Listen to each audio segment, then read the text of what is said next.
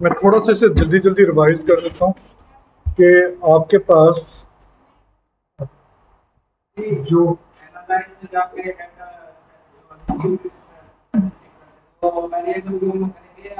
मैं वो भी करता हूँ सर। पहले एक थोड़ी सी रिवीजन देता हूँ, फिर मैं इन डिटेल फर्दर भी बता देता हूँ। ठीक है, ये आपके पास एसपीएसएस की ओपनिंग विंडो है एक तरह से। इसमें आपको एक्सेल की तरह रोज और कॉलम नजर आ रहे हैं। इस पूरी विंडो में पहला फोकस आपने करना है डाटा व्यू और वेरिएबल। इस डाटा व्यू ओपन है और डाटा व्यू में जो कॉलम के नेम है वो VAR होंगे, यानी वेरिएबल या डाटा कैरेक्टरिस्टिक्स या रिस्पोंडेंट के कैरेक्टरिस्टिक्स। रोज के नंबर 1 2 3 ये ब्लैक कलर में है, ये रिस्पोंडेंट नंबर होंगे या ऑब्जर्वेशन नंबर होंगे। जब आप वेरिएबल व्यू में जाएंगे तो वेरिएबल व्यू ऐसी विंडो है जिसमें आपके डाटा के जो भी पॉसिबल डाटा सेट के पॉसिबल वेरिएबल्स हैं उनकी लिस्टिंग होगी। इस वक्त चूंकि हमने ना ही कोई डाटा एंटर किया ना ही वेरिएबल एंटर किए तो ये दोनों सीट्स ब्लैंक हैं। जैसे ही हम इसमें डाटा व्यू में कुछ टाइप करेंगे या वेरिएबल व्यू में टाइप करेंगे, फॉर एग्जांपल अगर मैं यहाँ पर कुछ लिख देता हूँ, सपोज एज मेरा एक वेरिएबल है, तो एज के साथ कुछ कैरेक्टरिस्टिक्स ऑटोमेटिक आ जाएंगे।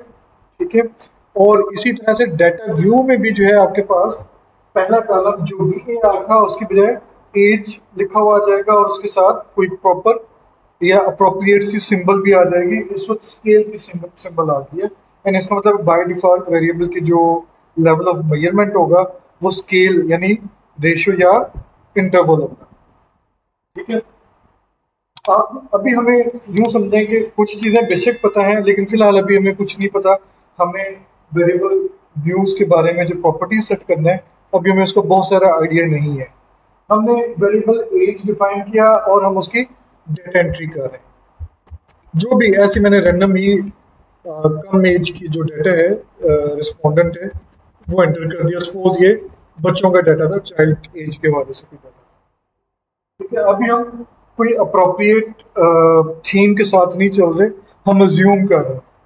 जब हम थोड़े से एक्सपर्ट हो जाएंगे तो फिर हम अज्यूम करेंगे कि इस तरह का डाटा है, मैंने 2 वेरिएबल 3 वेरिएबल या उससे ज़्यादा का डाटा है, उसे हमने किस किस तरह से एनालाइज करना है। और एट द एंड हम कोई सर्वे क्वेश्चनर का डाटा लेंगे, यानी जो आपने सर्वे क्वेश्चनर फिल करवाया होगा उसके रिस्पॉन्सेज अज्यूम कर कर मैक्सिमम जो भी पॉसिबल एनालिसिस हम कर सकेंगे वो ट्राई करेंगे। इस वक्त हम सिर्फ एक बेसिक वे में जा रहे हैं कि हमारे पास एक वेरिएबल है, उसे हमने एनालाइज करना है।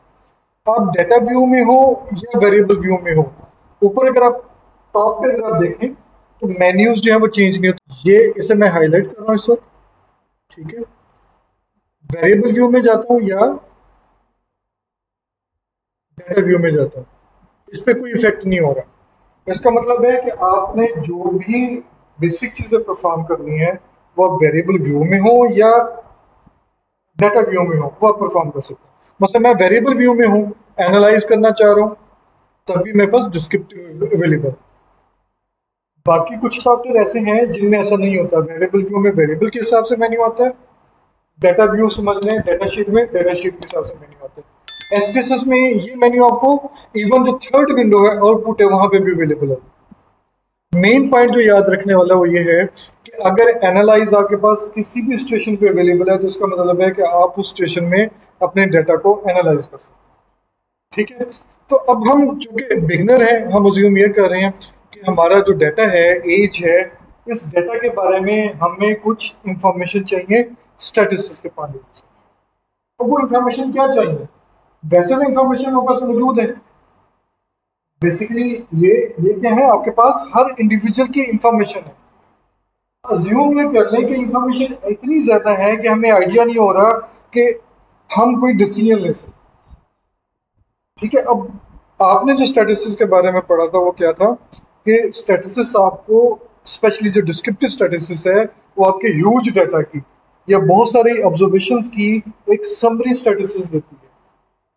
यानी इंफॉर्मेशन एक्सट्रैक्ट कर कर आपको किसी सिंगल नंबर टाइप इंफॉर्मेशन दे देती है ताकि आपको एक खुलासा मिल जाए अपने डाटा के बारे में। तो उसके लिए आप डिस्क्रिप्टिव स्टैटिस्टिक्स यूज करते हैं। डिस्क्रिप्टिव में न्यूमेरिकल भी आ सकता है, ग्राफिकल भी। अभी हम न्यूमेरिकल की बात कर रहे हैं। ये हम ऑलरेडी कर चुके हैं, लेकिन साथ साथ हमारी रिवीजन भी होती रहेगी, हम चीजें बार बार करते रहेंगे। लेफ्ट साइड से वेरिएबल को मैं राइट साइड पे शिफ्ट करूंगा, तो इसका मतलब है कि एसपीएसएस मुझे इस वेरिएबल पर डिफरेंट डिस्क्रिप्टिव स्टैटसेस कैलकुलेट करके देगा। यहाँ पर एक से ज्यादा वेरिएबल आप शिफ्ट कर सकते हैं, कम से कम एक जरूर हो। जैसे आप इसे शिफ्ट करेंगे ओके एक्टिव हो जाएगा। आप चाहें तो बाकी ऑप्शंस भी ले सकते हैं। सपोज मैं स्क्यूनेस वगैरह ले लेता हूँ, मैं चंद एक चीजें यानी मैंने इजाफी ले ली, और उसके बाद मैं ये ऑप्शन भी ले सकता हूँ, ये भी हम थोड़ी देर बाद देखेंगे। मैं इसे ओके कर देता हूँ। एक नई विंडो आपके पास पॉपअप होगी। इस विंडो में आपके पास अगर आप देखें तो डिफरेंट इंफॉर्मेशन अवेलेबल है। क्या इंफॉर्मेशन अवेलेबल है? टेबल की सूरत में इसने आपको बता दिया कि आपके पास 21 ऑब्जर्वेशन है। मिनिमम स्टैटिस्टिक्स यानी मिनिमम वैल्यू क्या है डाटा की, यानी आपके पास रिस्पोंडेंट जो मिनिमम एज है वो 3 ईयर वाला रिस्पोंडेंट है। ठीक है, मैक्सिमम एज 8 ईयर है, एवरेज 5.85 है, डेविएशन एज में 1.314 है, और ये उसकी स्क्यूनेस है, यानी अगर आपने नॉर्मलिटी या स्क्यूनेस वगैरह की तरफ जाना है। तो अब अगर वैसे अगर आप देखें तो बाई हैंड अगर हमें कैलकुलेट करना होता तो हम क्या करते? डिफरेंट फार्मूलाज यूज करते, तब जाके होता है। एसपीएसएस ने आपको जस्ट चंद क्लिक्स के साथ ये सारी चीजें कैलकुलेट कर दी, इसके अलावा भी कैलकुलेशन इसमें इस ऊपर जो लिखा हुआ है, हमने पहले भी डिस्कस किया था, ये सिंटैक्स है, यानी अगर आप ये कमांड टाइप करें, मेन्यूज यूज ना करें। यानी एक इसमें कंसेप्ट आता है स्क्रिप्ट फाइल का। आप इसकी कोडिंग फाइल अगर बना लें तो उस कोडिंग फाइल में से भी आप सिर्फ ये 2 लाइनें लिखकर ये टेबल ऑब्टेन कर सकते हैं। और ये जो लेफ्ट साइड पे है ये ट्री टाइप आपके पास लिस्टिंग है, इसमें आप जिस जिसको क्लिक करते जाएंगे वो सिलेक्ट होता जाएगा। अगर आपके पास बहुत सारी आउटपुट हो तो आप डिफरेंट आउटपुट को सिलेक्ट कर कर उसे जो भी आपने कॉपी पेस्ट करना है या अमेंडमेंट करनी है या उसमें जो कुछ इंप्रूवमेंट्स करनी है। जैसे अगर आप देखें यहाँ पर 4 डेसिमल है, यहाँ पे 2 डेसिमल है, यहाँ पर जो है वो 5 डेसिमल है। आप इसके डेसिमल चेंज करना चाह रहे हैं तो आप इसे डबल क्लिक कर दें। मैंने क्या किया है, इस टेबल को डबल क्लिक किया। जैसे डबल क्लिक करेंगे एक टेबल आ गया डिस्क्रिप्टिव स्टैटिस्टिक्स का फर्दर पाइवट टेबल के नाम से।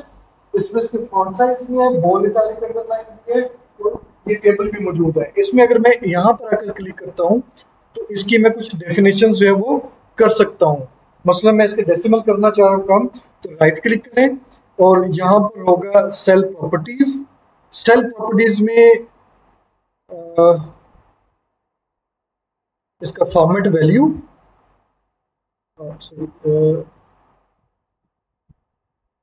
ये number of decimal, format value में डेसिमल, ये उसके डिफरेंट फॉर्मेट्स हैं।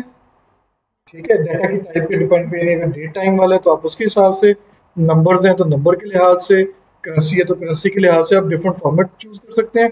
मुझे 3 डेसिमल प्लेस चाहिए, मैं ओके कर देता हूँ और इसे क्लोज करता हूँ, तो ये आउटपुट अपडेट हो जाएगी। यहाँ पर जिसका मैंने 3 चूज किया था वो अपडेट हो गया। इसके अलावा आपने इसके फॉन्ट टाइप चेंज करने हैं, कलर चेंज करने हैं, वो सारी बहुत सारी पॉसिबिलिटीज यहाँ पे मौजूद हैं।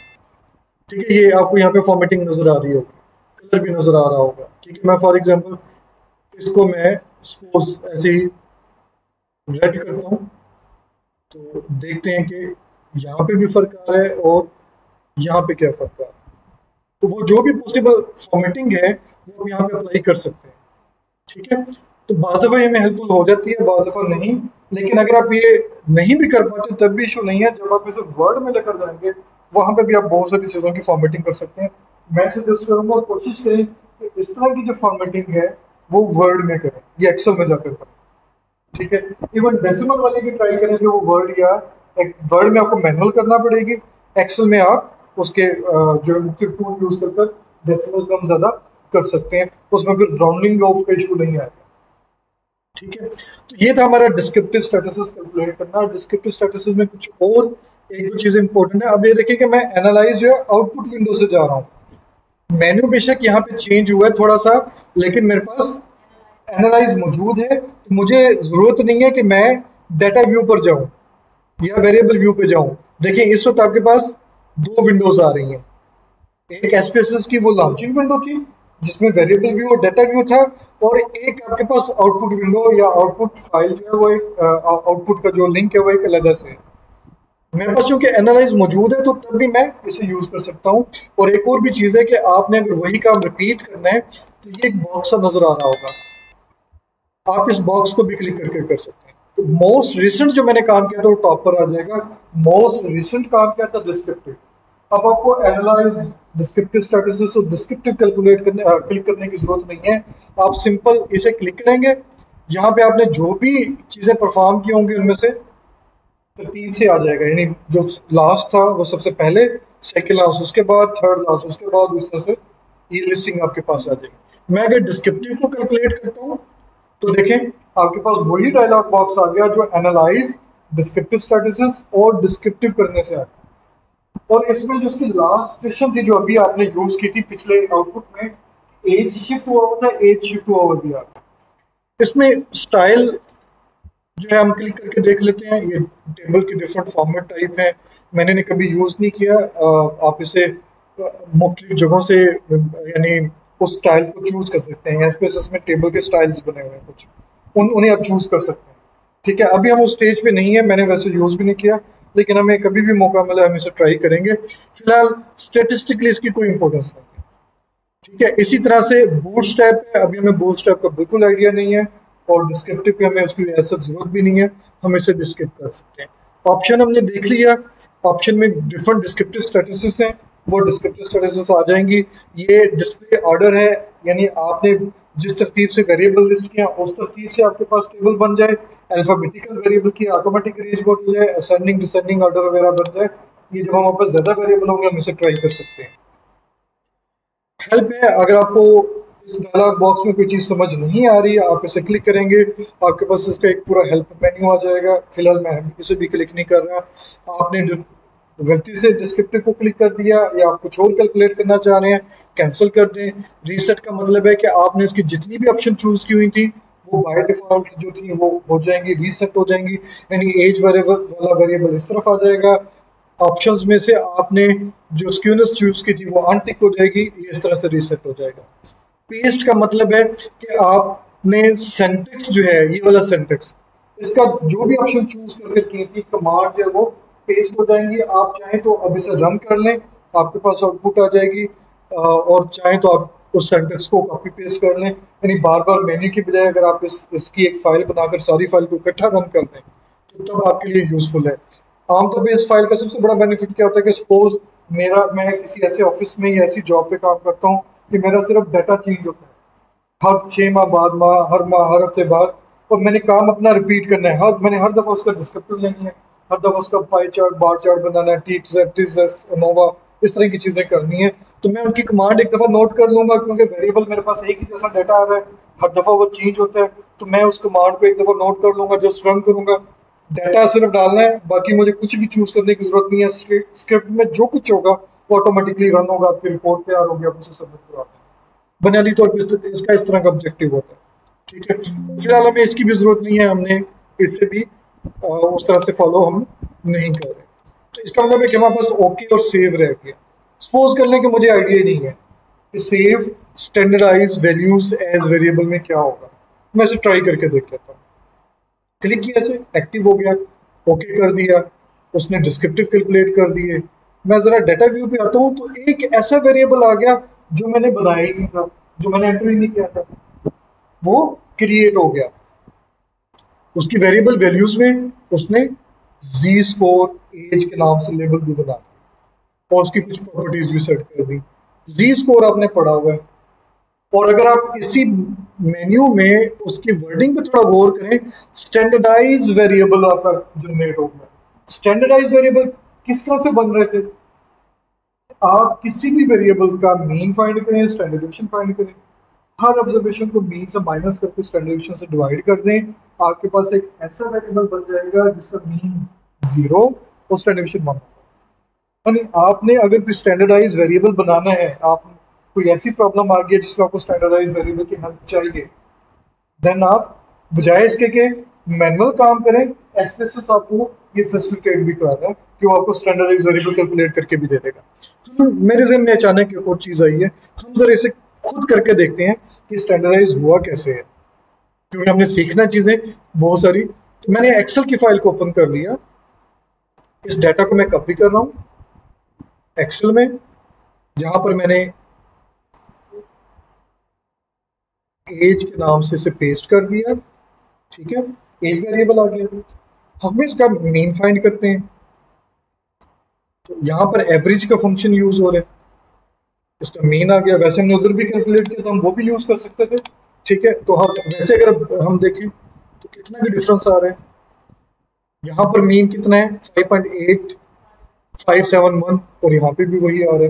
यानी आप एक्सेल से करें या एसपीएसएल से करें, लेकिन एसपीएसएल में बेनिफिट क्या है कि आपको वो एक ब्यूटीफाई इनहांस किस्म का जो क्या नाम है टेबल है वो बना कर फॉर्मूला भी एंटर नहीं करना पड़ रहा, आपने सिर्फ मेन्यू को फॉलो करना। इसी तरह से हमें स्टैंडर्ड डिवीजन या वेरिएंस भी चाहिए, तो एस टी डेव हम ले लेते हैं। इन्हीं ऑब्जर्वेशन में हमने स्टैंडर्ड डिवीजन भी ले लिया, वो भी हम देखते हैं ऐसे ही आ रहा है क्या।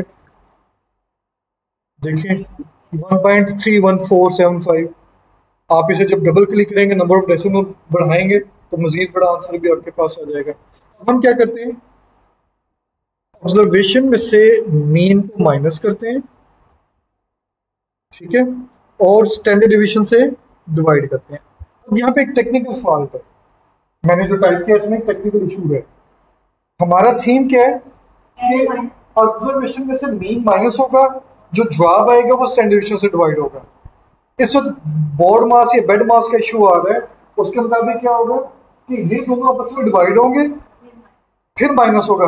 यानी हम जो चाह रहे हैं वैसा नहीं हो रहा, तो हम जैसा चाह रहे हैं वैसा करना चाह, और वैसा कैसे होगा, तो हम इस पोर्शन को ब्रैकेट में रिस्ट्रिक्ट कर देंगे। तो सबसे पहले सब्ट्रैक्शन परफॉर्म करना है और जो जवाब आएगा उस जवाब को स्टैंडर्ड डिवीजन से डिवाइड करना है। अब हमारा आंसर ठीक आएगा। हम पहली वैल्यू जरा कंपेयर करते हैं, देखें 0.10866 उसने राउंड किया हुआ है, यहाँ पर राउंड हुआ हुआ है और यहाँ पर एक्चुअल आ रहा है, राउंड करेंगे तो वही बन जाएगा। यानी स्टैंडर्डाइज स्कोर उसने इस तरह से क्रिएट किया। आप ये इसी मैनुअल वे से एसपीएसएस में भी फार्मूला बना सकते हैं, इसमें फार्मूला बनाने की ऑप्शन भी मौजूद है। ठीक है, लेकिन हमने इस वक्त उसकी बिल्ट इन फैसिलिटी यूज की है। अच्छा, अब हम बाकी अगर कैलकुलेट करें, यहाँ पे एक्सेल की एक और टिप आपको मैं दे रहा हूँ। तो मैं चंद एक ऑब्जर्वेशन पे इस फॉर्मूले को कॉपी कर रहा हूँ, ये कॉपी करना कहलाता है। यहाँ पे एरर आ गई, क्यों एरर आ गई? मैं इस फॉर्मूले के एड्रेस पे अगर गौर करता हूँ तो यहाँ पे हमने क्या किया था, इस ऑब्जर्वेशन में से इसने माइनस होना था और इसे डिवाइड होना था। नेक्स्ट में क्या हो रहा है, नेक्स्ट में 7 में से इसने माइनस होना था, माइनस ये हो गया, रेड कलर को देखें मेरा, डिवाइड इसने होना था, ये डिवाइड हो रहा है। नीचे जो चीज है वो ब्लैंक है, उसे जीरो ले रहा है तो डिवाइड बाई जीरो आ जाएगा। इसका मतलब है कि जब मैंने इसे ड्रैग किया तो ये सेल एड्रेस चेंज हो गए, यानी जहां पर A2 A24 और A25 था वहां पर A3 A25 और A26 हो गया। यहाँ पे A3 तो ऐसे ही आना चाहिए था, ये फिक्स होने चाहिए थे। हम यहाँ पे एक्चुअली एक चेंज करेंगे, अब दोनों साइड पे इन पर अल्फाबेट से पहले और बाद में डॉलर साइन पुट कर, इसे कहते हैं सेल कांस्टेंट करना। एक्सेल में हमने सेल को फिक्स कर दिया, कांस्टेंट कर दिया। अब मैं इसी चीज को एक्सपेंड करता हूँ, यानी फॉर्मूला कॉपी करता हूँ यहाँ तक, लास्ट का तुम्हें फायदा नहीं है। अब देखें क्या हो रहा है,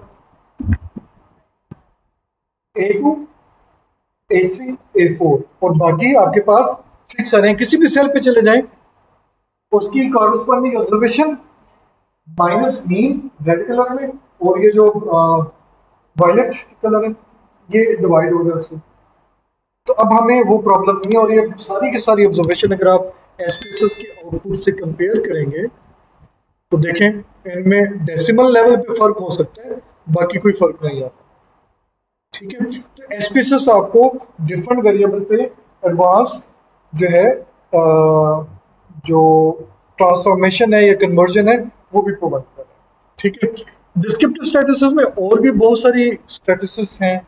ठीक है, फिलहाल मैं मैंने उस पर्टिकुलर मेन्यू की तरफ नहीं जा रहा, मैं एक और ऑप्शन की तरफ जा रहा हूँ, वो है एक्सप्लोर।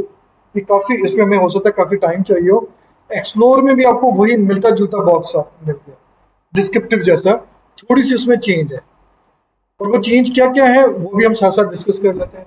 पहली चेंज है, उसमें यहाँ पे डिस्क्रिप्टिव स्टैटिस्टिक्स लिखा होता था, यहाँ पे एक्सप्लोर लिखा होता है। ये वाला बॉक्स सेम है, लेकिन यहाँ पर 3 बॉक्सेस आ गए, वहां पे सिंगल बॉक्स।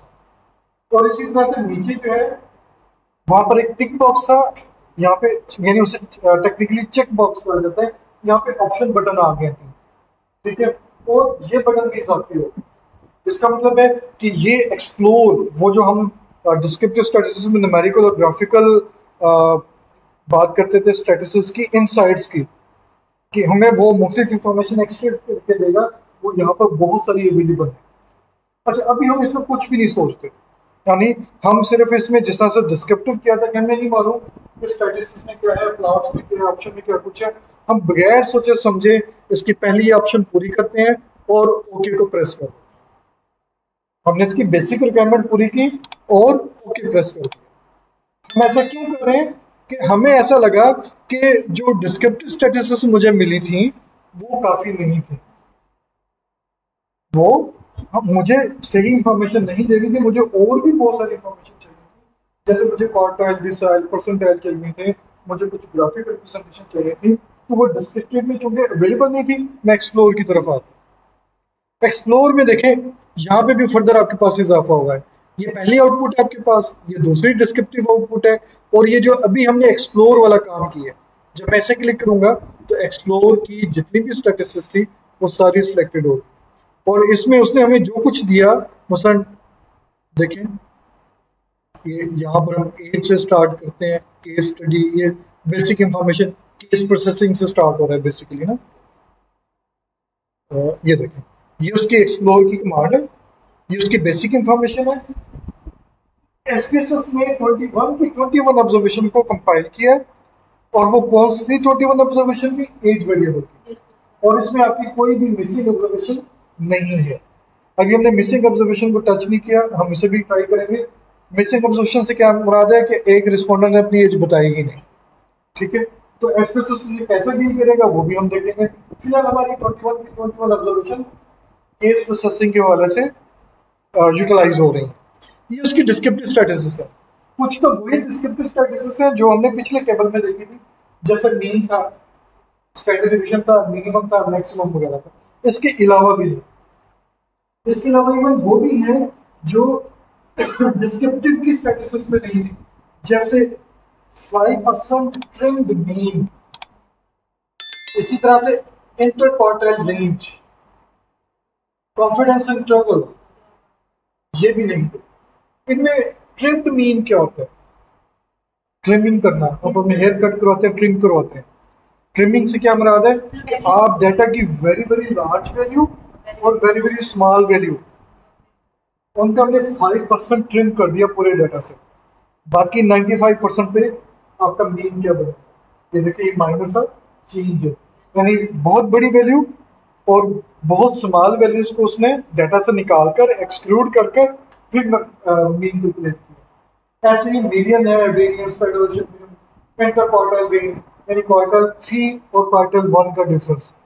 क्वार्टाइल 3 फाइंड किया, क्वार्टाइल 1 फाइंड किया, उनका डिफरेंस लिया, वो ये आता है स्क्यूनेस और कुर्टोसिस।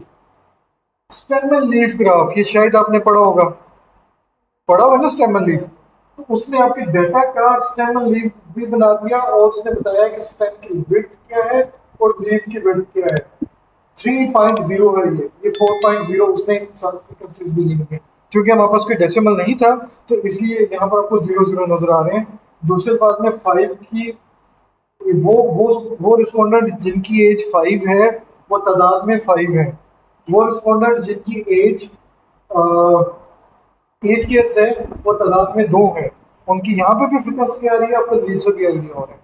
ठीक है, इससे नीचे जाते हैं तो इन्होंने, क्योंकि क्वांटिटेटिव अज्यूम किया हुआ हमने, इंटरवल या रेशियो स्केल से है, तो उसका बॉक्स प्लॉट भी ड्रा होगा। बॉक्स प्लॉट में उसका ये क्वार्टाइल 1 है, ये वाला पार्ट, बल्कि यहाँ से मैं थोड़ा सा, ये आपके पास क्वार्टाइल 1 है, ये क्वार्टाइल 3 है, और ये क्वार्टाइल 2 है, यानी मीडियन। ये उसकी विक्सर्स है, मिनिमम मैक्सिमम, और ये एज, और ये उसकी पूरी स्केलिंग है। ठीक है, तो बड़ी आसानी से यानी ये ड्रा हो गया।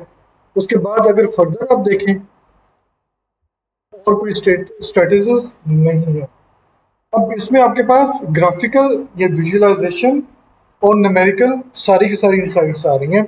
अगर आपने फर्दर कुछ ऑब्टेन करना है तो हम स्टैटिस्टिक्स में चले जाते हैं। तो यहाँ पर देखें उसने आउटलायर कॉन्फिडेंस इंटरवल अगर अपने लेवल चेंज करना है, आप 90% लेना चाह रहे हैं, 99 लेना चाह रहे हैं, वो भी चेंज कर सकते हैं। परसेंटाइल्स है, एम एस्टिमेटर है, ये आप चूज कर सकते हैं। प्लॉट्स हैं, आपको आपके पास जो है वो हिस्टोग्राम आप ड्रा करना चाह रहे थे, स्टेम लीफ नहीं चाहिए था, वो भी पॉसिबल है। नॉर्मेलिटी आप ड्रा करना चाह रहे थे, कर्व ड्रा करना चाह रहे थे, वो सारी यहाँ पे पॉसिबल है।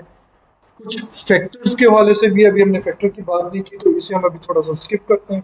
ठीक है, इसी तरह से ऑप्शंस में अगर आप देखें तो वो इंक्लूड केस, एक्सक्लूड केस वगैरह का पॉइंट आ गया। आपको ग्राफ नहीं चाहिए तो आप स्टैटिस्टिक्स कर दें, आपको सिर्फ ग्राफ चाहिए प्लॉट्स कर दें। दोनों बाय डिफॉल्ट हैं, यानी आपके पास न्यूमेरिकल कैलकुलेशन भी आएंगी, ग्राफिकल भी आएंगी, और इसमें आपका अच्छा खासा जो स्टैटिस्टिकल वर्क है डिस्क्रिप्टिव स्टैटिस्टिक्स का वो कवर हो जाता है।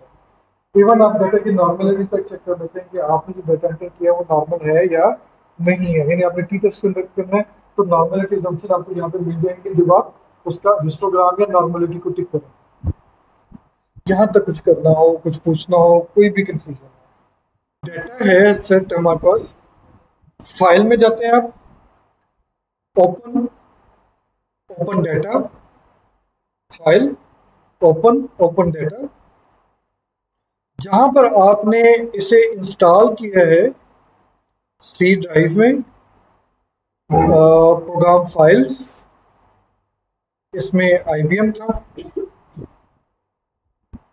आईबीएम में एसपीएसएस, स्टैटिस्टिक्स 27, और यहाँ पर सैंपल्स, या तो आपके पास इंग्लिश का फोल्डर होगा उसमें सैंपल ले लें, या डायरेक्ट सैंपल्स होगा उसमें आ जाएं, उसे डबल क्लिक करें, इसमें इंग्लिश आ गया, इंग्लिश वाला ले लें। ये बहुत सारे डाटा सेट यहाँ पर अवेलेबल है, ये काफी सारे डाटा हैं। जो भी आप डाटा आपको समझते हैं, आप समझते हैं कि ये डाटा की वर्डिंग आपको समझ आ रही है, इसमें कुछ ऐसी चीज होगी जिस पर आप कुछ कर सकते हैं, उसे आप क्लिक कर कर ओपन कर लें। फॉर एग्जांपल यहाँ पर मैं अभी एक सेटिस एफ का आपको नजर आ रहा था, ये सेटिस्फेक्शन का कोई डाटा है, मैं इसे ओपन कर लेता हूँ। सेटिस्फेक्शन का ये बहुत सारा डाटा जिसमें 582 ऑब्जर्वेशन है, ये डाटा आपके पास ओपन हो गया। इस डाटा की आपने क्या करना है, वेरिएबल व्यू में जाना है, क्योंकि डाटा को समझे बगैर आप एनालाइज सही तरह से नहीं कर सकते। यहाँ पे आप इसके लेबल और वेरिएबल वैल्यूज को आप ट्राई करेंगे, देखेंगे, समझने की कोशिश करेंगे। कुछ चीजें सेल्फ एक्सप्लेनेटरी आपको समझ आ जाएगी। जेंडर, उसका मतलब जेंडर वेरिएबल है, एज कैटेगरी यानी एज के ग्रुप्स मौजूद हैं, कौन कौन से ग्रुप मौजूद हैं, यहाँ पर वैल्यूज में वो ग्रुप डिफाइन है। अभी हमें नहीं पता कि ग्रुप डिफाइन कैसे होने हैं, लेकिन हम इसे सीखेंगे। एक ग्रुप वो है जिसकी एज 18 से 24 साल है, एक वो है जो 25 से 34 साल है। इस तरह से बाकी ग्रुप्स की डेफिनेशन मौजूद है यहाँ पर। यानी जब आप डाटा व्यू में जाएंगे तो डाटा व्यू में यहाँ पर 0 1 2 3 4 के कोड यूज किए हुए हैं। एक्चुअल में ये उनकी ग्रुप रिप्रेजेंटेशन है, उनकी एक्चुअल एज की बजाय, सॉरी ये मेल और फीमेल था और ये वाला एज ग्रुप है, तो उनके एज ग्रुप डिफाइन है यहाँ पे जेंडर ग्रुप डिफाइन है। क्योंकि हमने ये डिस्कस किया था कि एसपीएसएस में जब आप फॉर एग्जांपल मेल लिखेंगे, एक तो वो स्ट्रिंग वेरिएबल बन जाएगा, दूसरा अगर आपने एम कैपिटल कर दिया बाकी स्मॉल है, और कहीं पे आपने एम स्मॉल कर दिया बाकी कैपिटल है, या इनका कोई भी मिक्सचर यूज कर दिया, एसपीएसएस हर एक को अलग अलग ग्रुप कंसिडर करेगा। फिर उसके अलावा अगर हम इसका, हम फॉर एग्जाम्पल हमें वापस इसकी एक्सपर्टीज है, तो हमें मेल लिखने के लिए 4 दफा की प्रेस करना पड़ेगी, फीमेल लिखने के लिए 6 दफा की प्रेस करना पड़ेगी। अगर हम इसे कोई रिप्रेजेंटेशन दे दें, कोडिंग दे दें, सपोज 0 1 1 2 वगैरह, कोशिश करेंगे अगर 2 ग्रुप हो तो 0 1 का कोड यूज करें, ठीक है। अदरवाइज जैसे डिस्क्रिप्टिव के लिए कोई फर्क नहीं पड़ता, ठीक है। तो आप जब उस कोड को देंगे, जैसे यहाँ पर उसने 0 और 1 दिया हुआ है, मेल के लिए इसने 0 यूज किया है, फीमेल के लिए 1 यूज किया है पूरे इस कॉलम में। इसका मतलब है जहाँ की 0 है वो मेल का डाटा है, जहाँ 1 है वो फीमेल का डाटा है। इसकी डेफिनेशन उसने वेरिएबल व्यू में यहाँ पे डिफाइन भी की हुई है, यानी एसपीएसएस इंटरनली इसे खुद ही डील करेगा कि 0 से मुराद मेल और 1 से मुराद फीमेल। ठीक है, अब इसका फायदा क्या होगा? इसका फायदा होगा कि 0 लिखने के लिए आपको सिर्फ एक ही की प्रेस करनी है, आपकी 3 की भी जो है वो सेव हो रही है, डाटा एंट्री की लेबर भी आपकी सेव हो रही है, और वो जो टाइपिंग का इशू था कि एसपीएसएस केस सेंसिटिव है, अगर आपने एम को स्मॉल कर दिया और एक में एम को कैपिटल कर दिया, दोनों डिफरेंट कैटेगरी काउंट होंगी, आप इस चीज से भी अवॉइड कर रहे हैं, ये प्रॉब्लम भी एग्जिस्ट नहीं करती। ऐसे ही उसने बाकी चीजों को भी किया है, शिपिंग फ्रीक्वेंसी यानी कितनी टाइम जो है वो जो है शॉपिंग फ्रीक्वेंसी शॉपिंग करता है, शिपिंग मैंने पढ़ दी शॉपिंग। फर्स्ट टाइम रीजन किस चीज की रीजन है कि उसने अगर किसी भी शॉपिंग मॉल को विजिट किया है तो किस बेस पे उसने विजिट किया, किसी भी स्टोर को विजिट किया है वो उसकी बेसिस उसने बता दी है। इस तरह से प्राइमरी डिपार्टमेंट में मेड परचेज, ये जब डाटा को पढ़ेंगे उसके लेवल वैल्यूज को देख थोड़ा सोचेंगे तो आपको आइडिया हो जाएगा कि इसमें बेसिकली क्या डिस्क्राइब किया है। मैं ये आपको क्यों बता रहा हूँ कि आप इसमें मसलन जेंडर वेरिएबल के लिए मैं फ्रीक्वेंसी ले लेता हूँ, क्योंकि ये क्या है कैटेगरीज, इसमें मैं मीन मीडियन मॉड फाइंड नहीं करूंगा। मैंने जेंडर भी ले लिया, एज भी ले लिया, ज्यादातर कैटेगोरिकल वेरिएबल है। यहाँ पे आपको उसकी स्केल्स भी नजर आ रहे होंगे, इसका कोई और स्केल है, डबल और रेशियो में डिफाइन है, कुछ नॉमिनल है कुछ ऑर्डिनल है, उनके अकॉर्डिंग आप यहाँ पर सिलेक्ट करेंगे, ओके कर देंगे। मैं इस वक्त फ्रीक्वेंसी टेबल ले रहा हूँ, देखें जो जो वेरिएबल मैंने लिए हैं उनकी उसने अलग अलग फ्रीक्वेंसी, मैंने 2 वेरिएबल लिए थे, जेंडर और एज ग्रुप। जेंडर की उसने अलग फ्रीक्वेंसी बना दी, फ्रीक्वेंसी टेबल बना दिया, और एज कैटेगरी अलग फ्रीक्वेंसी टेबल बना दिया। इसके इवन आप चाहते तो आप ग्राफ भी चूज कर लेते, वो भी आपके पास इसी बॉक्स से मिल जाना थे आपको कि आपने चार्ट्स में से कौन से चार्ट्स बनाने हैं। मतलब बार चार्ट है, हिस्टोग्राफ जिसमें से नहीं होगा या तो आप पाई चार्ट बनाएंगे या बार चार्ट, आप इसमें उसकी परसेंटेज या फ्रीक्वेंसी बेस पे भी ले सकते हैं। मैं परसेंटेज बेस पे ले लेता हूँ, ओके करता हूँ, तो देखें अब वही टेबल भी आगे और इनके ग्राफ भी आगे। आप इन ग्राफ को फर्दर मॉडिफाई भी कर सकते हैं, वो फिर हम ऐसा ऐसा सीखते जाएंगे। कोई क्वेश्चन? हाँ जी, हाँ जी, नॉमिनल और स्केल में देखें एज जो है वो नॉमिनल वेरिएबल है। नॉमिनल लेवल ऑफ मेजरमेंट क्या होता है? ऐसा लेवल ऑफ मेजरमेंट जिसमें for example qualitative characteristics exist करते हो, ग्रुप एग्जिस्ट करता हो, और ग्रुप में किसी को एक दूसरे पे इंपॉर्टेंस होता है, जैसे मेल को फीमेल की कोई इंपॉर्टेंस नहीं, हमारे माशरे में बेशक है, लेकिन अल्लाह ताला ने डिफरेंशिएट इस तरह से नहीं किया हुआ। राइट्स लेना है, जो जितनी मेहनत करेगा उतने मार्क्स लेगा, ठीक है, तो उस सेंस में ये नॉमिनल है। लेकिन अगर आप एज ग्रुप में आए, ये तो नहीं हो सकता कि जिसकी एज बड़ी है वो उतना ही बराबर है जिसकी एज ज्यादा है। एज के डिफरेंस में हर एक की अपनी अपनी importance, priority, hierarchy, ranking exist करती है। जॉब स्केल्स है, ठीक है, इंपॉर्टेंस एग्जिस्ट करती है, पावर एग्जिस्ट करती है, ऑर्डिनल बन गया। और यहाँ पर जो है उसने स्केल किसमें लिया हुआ है? डिस्टेंस में, नहीं सॉरी स्टोर में। अभी उसने स्टोर में क्यों लिया हुआ है ये अगर उसकी डेफिनेशन देखना पड़ेगी। टेक्निकली ये स्केल वेरिएबल नहीं बनता, अगर यानी सिर्फ कैटेगरी की बेस पे देखिए जो ये कैटेगरीज बनती है तो ये स्केल वेरिएबल नहीं होगा। स्केल वेरिएबल क्या होता है कि अगर एज कैटेगरी की बजाय एक्चुअल एज आपके पास होती या तो स्केल वेरिएबल। स्केल से क्या मुराद कि या तो ये इंटरवल वेरिएबल था, इंटरवल लेवल ऑफ मेजरमेंट से था, या रेशियो लेवल ऑफ मेजरमेंट से। ये हमने पहली क्लास में भी डिस्कस किया था कि एसपीएसएस में जब आप कोई भी ऐसा वेरिएबल जो रेशियो या इंटरवल लेवल ऑफ मेजरमेंट को फॉलो करेगा वो स्केल वेरिएबल होगा। जो नॉमिनल लेवल ऑफ मेजरमेंट को फॉलो करेगा जैसे एज है, रिलीजन है, प्लेस ऑफ बर्थ है, ये नॉमिनल को फॉलो करेगा। रैंकिंग जहां कहीं पे एग्जिस्ट करेगी, पोजीशंस हैं, ग्रेड्स हैं, जॉब स्केल्स हैं, यहाँ पर जब आप किसी वेरिएबल को इस तरह के वेरिएबल को एंटर करेंगे तो ये ऑर्डिनल वेरिएबल कहलाएगा। ये बास केसेस में इन्हें सेट करना बड़ा इंपॉर्टेंट हो जाता है।